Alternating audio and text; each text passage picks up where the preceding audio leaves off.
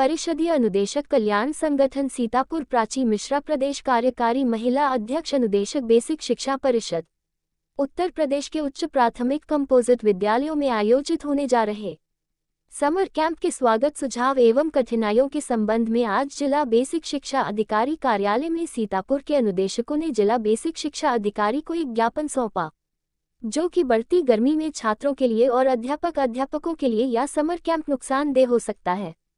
इसीलिए आज अनुदेशकों ने जिला विद्यालय निरीक्षक के समक्ष ज्ञापन देकर अपनी बात रखी। अनुदेशकों ने कहा, इतनी चिलचिलाती धूप में बच्चों का विद्यालय आना और स्कूल में अनुदेशकों का और शिक्षा मित्र का पहुंच पाना मुश्किल है।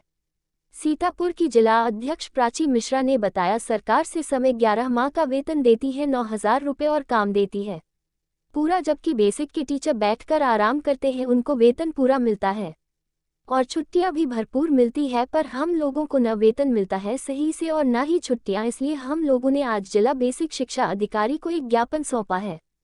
सीतापुर जिला अध्यक्ष अनुदेशक प्राची मिश्रा बोली, क्या हम लोग के लिए घर परिवार नहीं है, छुट्टियां नहीं है जो समर कैंप में कार्य करें। जब अनुदेशक जिलाधिकारी कार्यालय ज्ञापन देने पहुंचे तो वहां पर कोई भी अधिकारी मौजूद न था।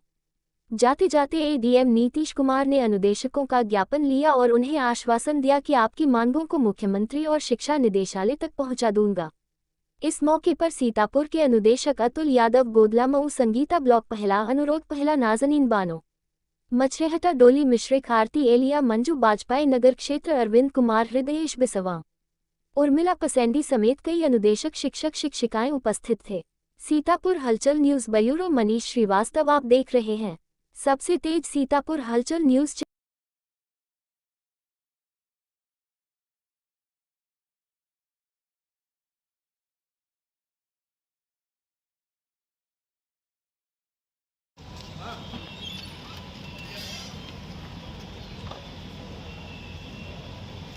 जैसा कि आप लोग समर कैंप के लिए परेशान हैं कि समर कैंप होगा कि नहीं होगा, आप क्या चाहते हैं? देखिए, हम सभी अनुदेशक हैं जो कि आज अपनी समस्या को लेके बीएससी कार्यालय गए थे और बीएससी सर से मुलाकात हुई और आज अभी डीएम सर से मिलने के लिए हम लोग आए हुए हैं। तो हम लोग की समस्या सिर्फ इतनी सी है कि जो समर कैंप का आयोजन किया जा रहा है, समर्स में इतनी गर्मी हो रही है, सभी लोग जान रहे हैं, इतनी लू लपट है, धूप है, तो गर्मी तो सभी के लिए है, बच्चों के लिए भी है और हम टीचर्स के लिए भी है। तो इसमें विशेषता ये है कि सिर्फ और सिर्फ अनुदेशक और शिक्षा मित्र की ही ड्यूटी है, सिर्फ वही नौनिहालों को समर कैंप का संचालन कराएंगे और जितनी भी जिम्मेदारी है बच्चों को खान पान की व्यवस्था करना, उनको खिलाना, उनको मतलब सारी जिम्मेदारी जो भी रहेगी अनुदेशक और शिक्षा मित्र की रहेगी।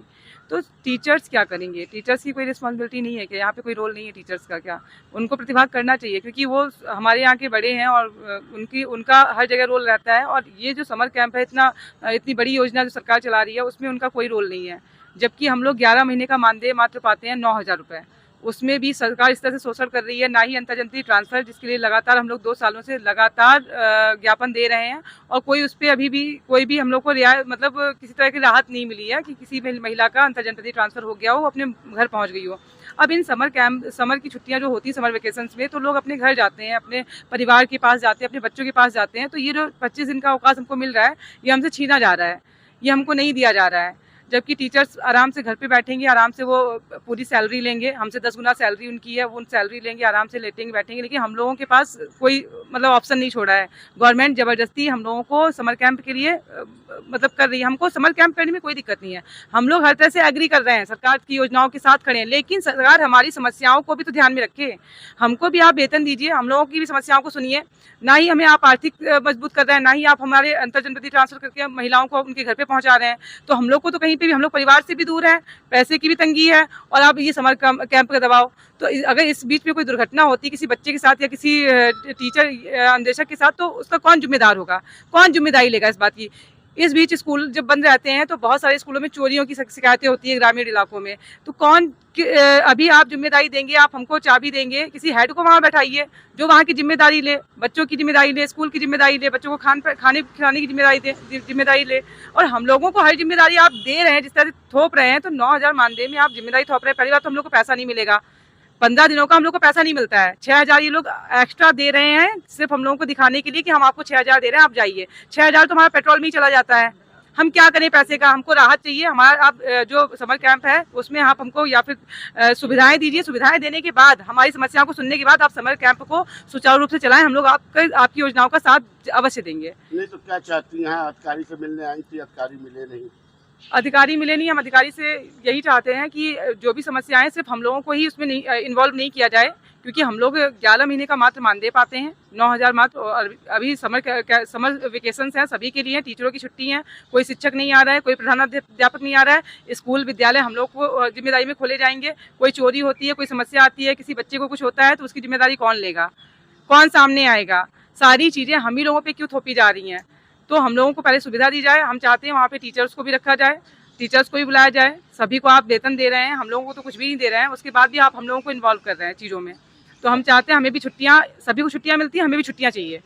हमें आप 6,000 मत दीजिए, हमें छुट्टियाँ दीजिए, हम भी अपने परिवार के पास सुरक्षा अपना एंजॉय कर सके, परिवार के पास जा सके। पूरे साल हम लोग नौकरी करते हैं तो हमें भी छुट्टियों का आनंद लेने का हक है, जबकि आप उसका पैसा भी नहीं देते हैं। आप 15 दिन का हमारा पैसा काट लेते हैं, तो हमको क्यों बुलाया जा रहा है? हमारी संविदा नहीं होती है 15 दिन, अभी जून में 15 दिन की संविदा हमारी नहीं होगी, तो हमें क्यों बुलाया जा रहा है?